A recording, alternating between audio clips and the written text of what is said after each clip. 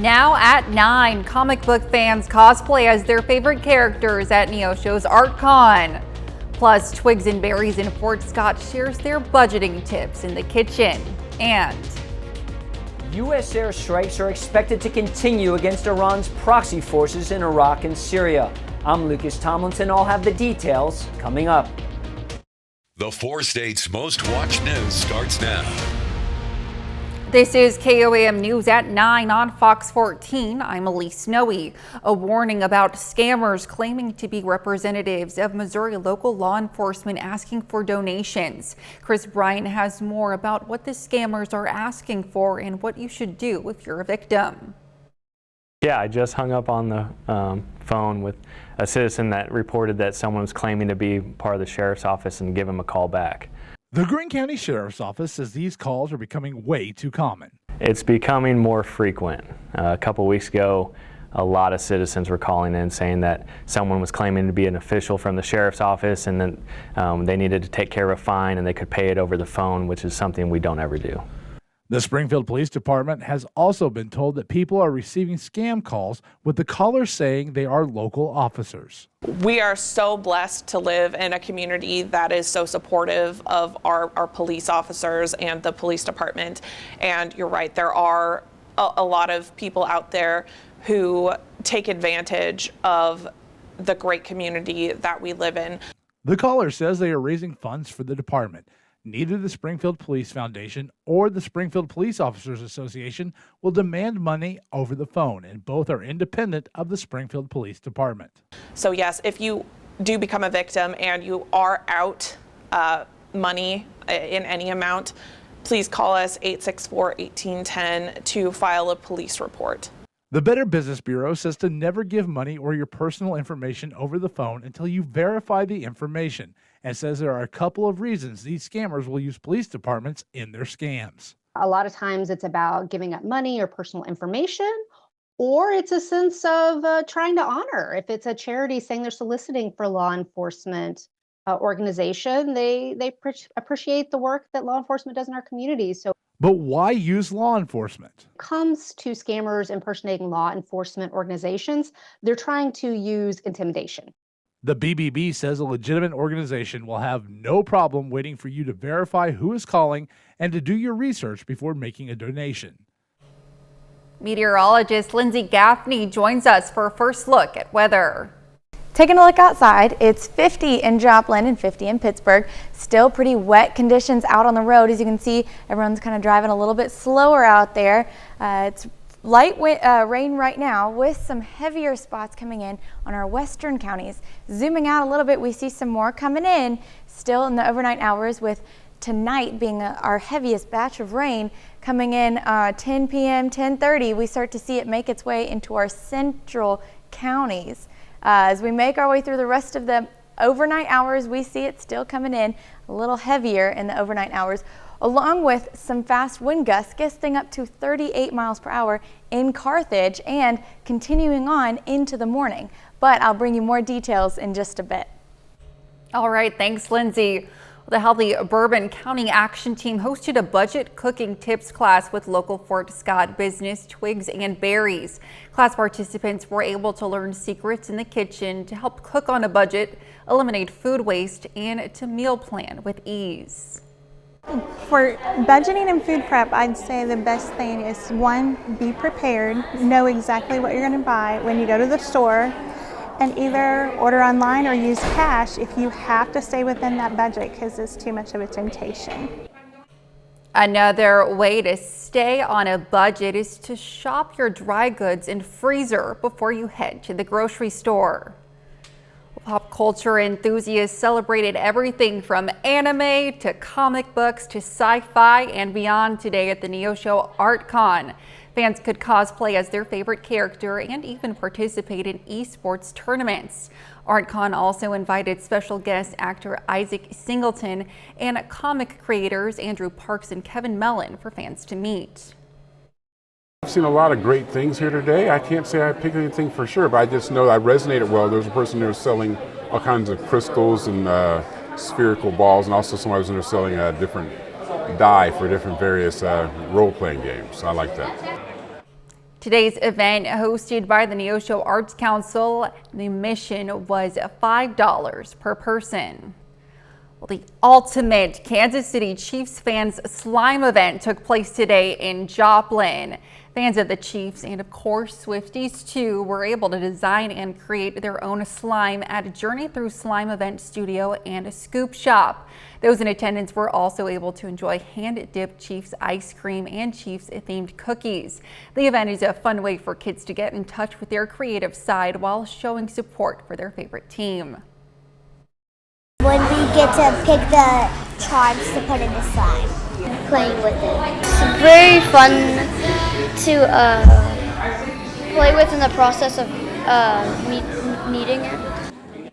Today's event was from 10 a.m. to 9 p.m. A Kansas Highway Patrol trooper went above and beyond the call of duty on January 12th. He helped deliver a baby, as Rachel Hallam reports. We actually went into the doctor earlier that day for a doctor's appointment, and she was to the point where she was already having contractions, but they said just not close enough. Around 3 a.m., January 12th, Lauren and Mike Rosales left Ark City, hoping to make it to a Wichita hospital more than an hour away to deliver their second son. We just started rushing to the hospital as fast as we could. Only problem, the baby had different plans. I just felt like we weren't gonna make it. Like all of a sudden things got really fast, and about the minute we got in the car I was like, Mike, this baby is coming, we're not gonna make it. She said, Mike, we're having this baby right now, you need to pull over. The Rosaleses stopped on the side of the road and called 911, and minutes later, Trooper Devon Brame came to the rescue. About 5 minutes after we started everything, I saw lights off in the distance. At that point you could feel kind of a sense of relief. Lauren and Mike say it was right here at mile marker 17.8 on Interstate 35 where their miracle was born. I am always prepared for everything, and so obviously in this situation it just demonstrates that you can't always be prepared. Mom and baby boy Pearson are happy and healthy, and the Rosales can't thank Trooper Brame enough and say he's welcome to any birthdays along the way. We're eternally grateful to him, and just very, very fortunate that he was able to be there with us that night, and just, like I said, very grateful. Very grateful. Experts say fruit juice is linked to weight gain among children. We'll have those details coming up. You may want to put down that fruit juice, because a new study analysis links drinking a glass or more a day to a small increase in weight gain among children and adults. And as millions of Americans battle obesity, Mandy Gaither goes over the recommended guidelines and has tips on how parents can help children cut back on juice. It's made from fruit, so juice has to be healthy, right? New research says wrong. This just provides evidence to the already existing recommendations for juice for children. The data linked drinking a glass or more of 100% fruit juice each day to a small increase in weight for both adults and kids. With rising numbers of obese children and concerns for dental cavities, the American Academy of Pediatrics says babies younger than 1 should avoid juice entirely. For children ages 1 to 3, intake should be limited to 4 ounces a day, and those ages 4 to 6, only 6 ounces daily. If we haven't started that introduction of sweet beverages, we don't want to start, because once we start, that means that our body becomes accustomed to it, and we're going to want to have more sweets. But if your child has already started drinking juice, parents can help them cut back by watering it down and encouraging more water. You can even add fruit to make it fun, says Catherine Sherry with Children's Healthcare of Atlanta Strong for Life. Things like mango and pineapple. Even going, if we want to be adventurous, try vegetables and herbs such as cucumber or mint. This can be fun to get the kids in the kitchen, to give them ways to get creative. And if a child is having fun and being creative with food, they're more likely to be able to want to try it and taste it. Sherry says parents can also help children make better beverage choices by choosing healthy options themselves. As an adult, we need to be that role model for our children. Researchers are sounding the alarm about energy drinks and how they affect young kids. In a study, researchers in the UK examined data of 1.2 million children from more than 21 countries who consumed energy drinks. They found children who consumed energy drinks had a higher risk of ADHD, depression, anxiety, and suicidal thoughts. The findings were published in the Public Health Journal. Researchers are calling on governments to ban sales of energy drinks to children under 16. Lindsay is next with a complete look at the forecast. And later, your Amazon shopping just got a little easier as the company launches a new artificial intelligence assistant.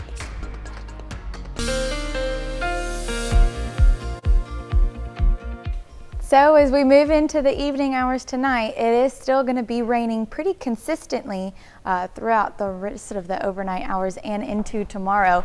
Taking a look at our Cornell Complex camera in downtown Joplin, it doesn't look to be too heavy of rain right now. We may be going through a bit of a calm period at the moment. Clouds and rainy conditions are still out there, but that rain will pick up as we move into the overnight hours. Right over here off our western counties, we do see a patch of a bit of heavier rain starting to make its way past us. And then as we zoom out, we'll see some more rain still coming in. That'll affect us tonight and the rest of the day tomorrow with heavier patches mostly happening in the overnight hours. But currently visibility is back up to 50 degrees outside with still rainy conditions. And the winds are picking up again. Like I said, gusting up to 25-30 miles per hour. As you can see, we've got up to 38 gusts earlier this evening, and then as we move through Sunday morning, some more gusts to come off of our northeastern region. And then we'll make our way through. Those winds will start to shift coming out of the north, and as that happens, the winds start to dissipate. But this rain isn't going away just yet, so we do have some heavier chances of rain this overnight hours into the morning, and then it'll start to taper off as we get into the later afternoon hours tomorrow. And by 6 p.m., 8 p.m., the rain's practically out of here. They may see some light showers, but for the most part, it's gone. Right now, looking ahead at midnight tonight, we're going to see a heaviest batch of rain coming in our central counties, and this is going to keep affecting us for the next 2 hours. So by 2 a.m. we're still going to have some heavier rain, and but after that we'll make our way to the morning hours. The winds do start to shift, and as that happens, the rain will lighten up and start making its way back south as those winds are coming from the north, pushing the rain south. Sunday by 8 p.m. all the rain's out of here, and the clouds are starting to dissipate as well as we go into Monday morning. But tomorrow you will still experience a lot of rain, just light drizzle throughout the remainder of the day. Colder temperatures getting up to about 46 degrees. And the rain is going to be adding up to about an inch, maybe 3/4 of an inch in most of the areas. You won't see too much. Fort Scott, you may get an inch, but for the most part, just light rain across the entire region. And then we'll have Monday and Tuesday a break. Sunny skies, warmer temperatures, all the way up to 63 on Thursday. Now that little rain that's coming in on Thursday will cool things off a bit. As we move into next weekend, we're going to see those temperatures drop down to mid 50s, down to lower 50s by Monday, 50 degrees, but it will be clear, just a little chillier than we've had. Coming up, new presidential election phone scams. It's campaign season, but fake presidential candidates could cost you real money. I'm Eben Brown in Miami. I'll have that story straight ahead. Amazon is launching a new artificial intelligence feature for your shopping needs. The e-commerce giant's new AI assistant is called Rufus. A beta version of Rufus was rolled out on the Amazon mobile app to a small portion of customers. Amazon says the AI assistant is trained to answer questions on the company's product catalog, customer reviews, community questions, and information from across the web. The feature is expected to roll out to more U.S. customers in the coming weeks. Well, as election season ramps up, so do the scams that come along with giving your personal information for things like campaign donations and voter registration. Fox's Eben Brown has more in this edition of our Fox on Tech series. The presidential election is still months away, but the campaign is already heating up, and so are the scams surrounding all that political activity. The cybersecurity company Reason Labs has identified two emerging trends so far: scammers looking to spread misinformation to skew the election results, and good old-fashioned thieves looking to steal your information and then your money. The context is now easy to say, hey, listen, you're missing, relevant information to vote. Your registration is not complete. Please fill in all this information. And artificial intelligence will play a big role. It's now easy to make so-called deepfake imitations of public figures. A robocall featuring a fake President Biden made waves just before the New Hampshire primary. And with generative AI now available to pretty much anyone, those types of scams could intensify in the coming weeks. We're gearing up for it. In the last 5 years alone, not only has technology changed on the AI front, but malware technology has changed significantly. Ultimately, most experts say education and awareness are our best defense, and folks should always double-check before giving out sensitive information so their political activism isn't leveraged by bad actors. We were told that as growing up as a kid, if you see it with your own eyes, it's true. Now the problem is you don't know the difference, right? And the FBI has already warned that the 2024 election is already under attack from what they call cyber criminals and malicious foreign actors. In Miami, Eben Brown, Fox News. Up next weekend is the Super Bowl, and one organization says you'll shell out to eat up during the big game. Well, next Sunday, February 11th, is Super Bowl Sunday, and an analytics report from the National Retail Federation says total spending on food and extras is expected to hit a record $17.3 billion. And if you're hosting a Wells Fargo report, it says chicken wings, shrimp, and sodas should all be relatively affordable. The report adds some items you're going to shell out a bit more for this year include beef, chips, and beer. 30 more minutes of news, weather, and sports coming your way.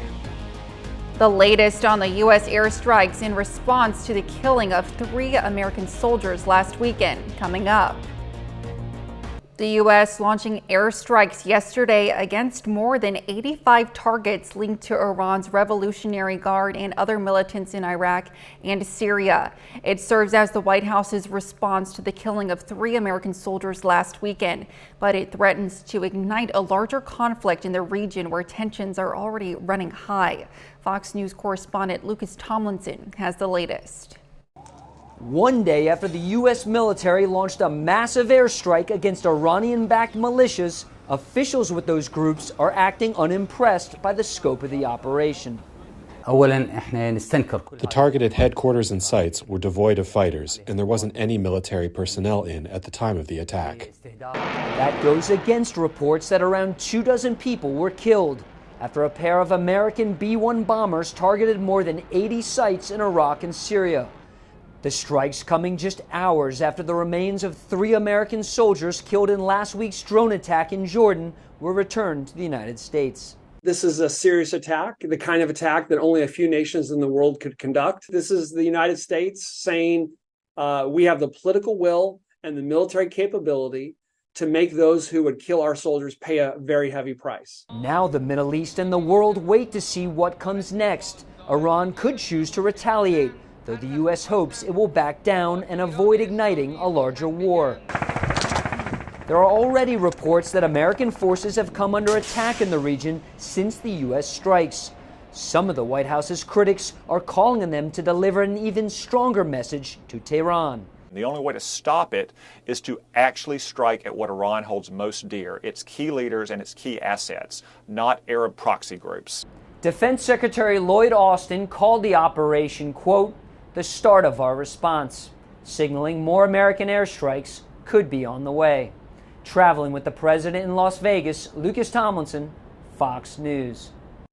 North Korea claims to have tested what it's calling a super large warhead and a new type anti-aircraft missile. South Korean officials detected the test, which took place on the west coast of the Korean peninsula, on Friday. Yesterday, the North Korean Central News Agency released a series of photos of missiles and explosions. North Korea's leader Kim Jong-un and his state media have recently been spotlighting his country's military assets in an apparent attempt to demonstrate a strong position against South Korea and its allies. Democratic lawmakers are stepping up to the plate with a fresh approach to tackle the pressing issue of crime. With an eye on the 2024 elections, they have proposed new legislation aimed at addressing the issue head-on. Fox News national correspondent Brian Yennis has a story. In New York, Democratic Governor Kathy Hochul is proposing new police units targeting retail theft, a tax credit to small business owners to boost store security, and an increase in penalties for assaulting workers. New York Republicans say it's too little too late. Now they're trying to put some lipstick on a pig and hope that it makes it look a little prettier, but it's still a pig. The reality is we need to crack down on crime. We need to enforce our laws and hold criminals accountable. We've all seen the videos of brazen smash and grabs and organized retail theft, stores forced to close down or put their goods behind lock and key. After Republicans regained control of the House in 2022, successfully campaigning on the issue of higher crime, Democrats are hoping by addressing shoplifting now with tougher on crime proposals, it'll pay off this November. Since 2019, New York has seen a 64% jump in shoplifting, the highest nationwide, followed by Los Angeles with a 61% spike, according to the Council on Criminal Justice. California's Democratic Governor Gavin Newsom is now proposing increasing felonies and prison time for thieves, and in Washington, D.C., the Democratic City Council is considering making it a felony to steal $500 worth of products, down from $1,000. Republicans have been wrongly calling Democrats soft on crime for years, and it's been a really successful legislative strategy. But the big question is whether Democrats can convince progressives to enact these tougher on crime proposals into law. In New York, Brian Yennis, Fox News. Still ahead, the future of esports. An esport takes a cue from the mystical phoenix and rises out of the ashes of its predecessor. I'm Eamon Dignam in New York, and I'll explain how the Overwatch League is being rebooted.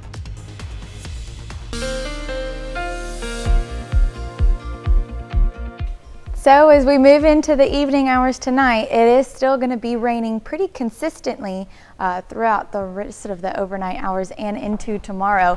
Taking a look at our Cornell Complex camera in downtown Joplin, it doesn't look to be too heavy of rain right now. We may be going through a bit of a calm period at the moment. Clouds and rainy conditions are still out there, but that rain will pick up as we move into the overnight hours. Right over here off our western counties, we do see a patch of a bit of heavier rain starting to make its way past us. And then as we zoom out, we'll see some more rain still coming in. That'll affect us tonight and the rest of the day tomorrow, with heavier patches mostly happening in the overnight hours. But currently, visibility is back up to 50 degrees outside with still rainy conditions, and the winds are picking up again. Like I said, gusting up to 25, 30 miles per hour. As you can see, we've got up to 38 gusts earlier this evening, and then as we move through Sunday morning, some more gusts to come off of our northeastern region. And then we'll make our way through. Those winds will start to shift coming out of the north, and as that happens, the winds start to dissipate. But this rain isn't going away just yet, so we do have some heavier chances of rain this overnight hours into the morning, and then it'll start to taper off as we get into the later afternoon hours tomorrow, and by 6 p.m., 8 p.m., the rain's practically out of here. They may see some light showers, but for the most part, it's gone. Right now, looking ahead at midnight tonight, we're going to see a heaviest batch of rain coming in our central counties, and this is going to keep affecting us for the next 2 hours. So by 2 a.m. we're still going to have some heavier rain, and but after that we'll make our way to the morning hours. The winds do start to shift, and as that happens, the rain will lighten up and start making its way back south as those winds are coming from the north, pushing the rain south. Sunday by 8 p.m., all the rain's out of here, and the clouds are starting to dissipate as well as we go into Monday morning. But tomorrow you will still experience a lot of rain, just light drizzle throughout the remainder of the day. Colder temperatures getting up to about 46 degrees. And the rain is going to be adding up to about an inch, maybe 3/4 of an inch in most of the areas. You won't see too much. Fort Scott, you may get an inch, but for the most part, just light rain across the entire region. And then we'll have Monday and Tuesday a break. Sunny skies, warmer temperatures, all the way up to 63 on Thursday. Now that little rain that's coming in on Thursday will cool things off a bit. As we move into next weekend, we're going to see those temperatures drop down to the mid 50s, down to lower 50s by Monday, 50 degrees, but it will be clear, just a little chillier than we've had. All right, thanks, Lindsay. And don't forget, you can be the first to know about the day's weather with the KOAM Skywatch weather app. Get severe weather updates sent straight to your phone free of charge. It's available in the Apple App Store and the Google Play Store, the KOAM Skywatch weather app. Well, Puxatawny, Phil predicted an early spring, but he didn't say anything about a dry California. Forecasters say there's a growing potential for damaging flooding in the Golden State. Fox News chief correspondent Jonathan Hunt has the latest from Los Angeles. California is dealing with the aftermath of heavy rain from an atmospheric river known as the Pineapple Express. And while the rare storm system is winding down for now, even more rain is on the way. I think that everybody is definitely a little on edge with the storms. Especially vulnerable those in the San Diego area, which is still recovering from recent flooding. We know there's a voluntary evacuation warning, so we're just ready. Various public safety agencies are on high alert with additional resources mobilized for the storm. Several people were rescued from the embankment of a rapidly rising creek in San Diego Thursday. High winds have also caused problems. In Santa Barbara, some boats couldn't hang on. Anchors gave out, sending the vessels crashing ashore. And debris was thrown everywhere. Palm fronds scattered across some roads, others closed completely. Cleanup is a priority as this storm is expected to be followed by another just days away. We're expecting a larger event Sunday into Monday, and not only with rain but with wind. The storm did drop some much needed snow up in the mountains. A few days ago it was dirt and now it's powder. Millions of residents now have just about 48 hours to get ready for the next round, which is expected to bring significant rainfall to Southern California through Wednesday of next week. In Los Angeles, Jonathan Hunt, Fox News. Coming up in sports, Pitt State basketball looks to continue their win streak on the road. Plus, local high school basketball teams compete in the Mercy Warrior Classic. Brock Baldridge has the highlights from that game and more up next.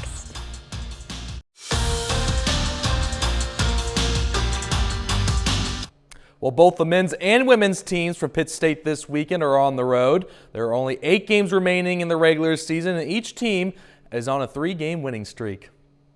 The women's team is at Newman this afternoon. Pitt State really dominated this game from start to finish. Gorillas win 83-43. Grace Pyle scored 16 points in this game, and Savannah Campbell scored 15 points, including her first career double-double. Over to the men's side now. Pitt State wins this game 77-60. The Gorillas now make it 4 straight wins in a row. The freshman Jordan Freisen scores a career-high 24 points. Archie English had a double-double in this game. Pitt State improves to 13-8 on the season. Over to the Missouri Southern side, the Lions women's basketball team now makes it 14 straight wins in a row as they defeated Central Oklahoma 64-58. The Lions are now 17-4 on the season. And then on the Missouri Southern men's side, also in action today, the Lions lose a close one to Central Oklahoma 65-61. Final score there as Southern now travels back home to face Lincoln on Wednesday night. Over to high school hoops now at the Mercy Warrior Classic, as this week McCallie Catholic High School hosts a bunch of local teams who have a shot to add to their trophy cases. In the third place game, it's the host team, McCallie Catholic, against the College Heights Cougars. In the first quarter, it's Michael Paragon who's going to drive to the rim here and gets the layup there in the paint. Later in the first quarter, it's the juggling act here for the ball, but it's Ben Shoemaker who picks it up at the right place at the right time there. knocks down the mid-range jumper. And in the second quarter, it's Broderick Burns who's open for the three, and he swishes that one home. College Heights goes into halftime with a double-digit lead. Then the second half, Colson Dickens shoots and scores from beyond the arc. Cougars led by 16. Macaulay Catholic showing some fight as Rocco Bazzano Joseph gets nothing but net for three. But then Caleb Quaid of College Heights takes this game over as he finishes the alley-oop with the putback there. And then Quaid, who goes for the dunk, gets it plus the foul. He finished the game with 25 points. College Heights gets the win 56-40 as the Cougars bring home the third-place trophy. Now on to the girls' championship game. The Aurora Lady Hound Dogs facing the Providence Christian Academy. Opening minutes of this game, it's Kylie Cole who scores the first points as she knocks down a quick three-pointer there. Still in the first quarter, it's Brooke Blevins who dribbles around the defense and just gets enough of it. She picks up 2 points there. Later in the half, it's McKenna Hall who gets nothing but net for 3 points there in the corner. Hound Dogs led by 1 at that point, but in the second quarter, it's Kylie Cole. The bank is open for number 23, and she is still celebrating her 1,000th career point she scored earlier this week. But in the second quarter, the game starts to slip away from Aurora as Anna Limbo knocks down the three ball there. Later in the half, it's Hadley Williams who's going to be all alone beyond the arc, and she will drain it, nothing but net. Aurora puts up a good fight, but Providence wins the game 49-35. Lady Hound Dogs finish in second place in the Warrior Classic.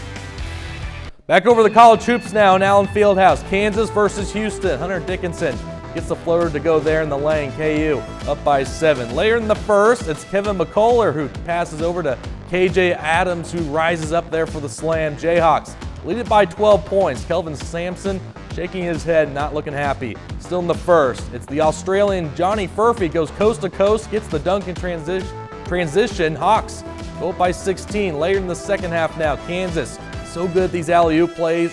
Look at KJ Adams there. Throw it down. Kansas leads it by 18. Later in the game, it's Hunter Dickinson who ices the game with a nice post move. Number 8 Kansas beats number 4 Houston 78-65. Well, as the college basketball season continues, we are just getting things started. The college baseball side, Missouri Southern gets the win today over Arkansas Monticello, 10-6 the final score. Lions back at it at home tomorrow against Osheta Baptist. Not at home, but still on the road. Pitt State also look in action today against New Mexico Highlands and Oklahoma City. Gorillas win this game 11-2. Joe Hamilton went 4 for 5 with a double and a triple and 3 RBIs. Well, that's Looks for Sports. We'll be back after this. Esports was poised to be the next big thing in spectator sports, but then, of course, COVID hit, putting an end to those plans. Now the leagues are being revamped to reflect the new post-pandemic reality. Fox's Eamon Dignam has more in this edition of our Fox on Game series.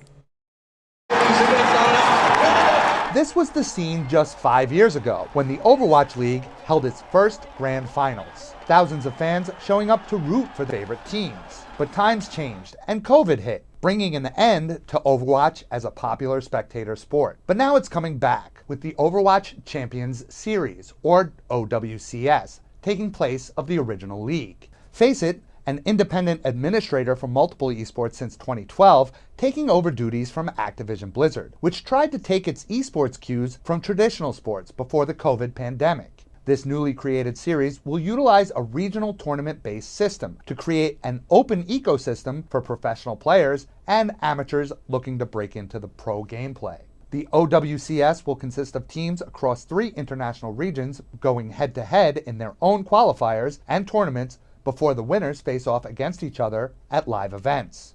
The reorganization comes after layoffs hit Activision Blizzard following its acquisition by Microsoft. Those layoffs dropped the esports division from around 70 employees to about 10.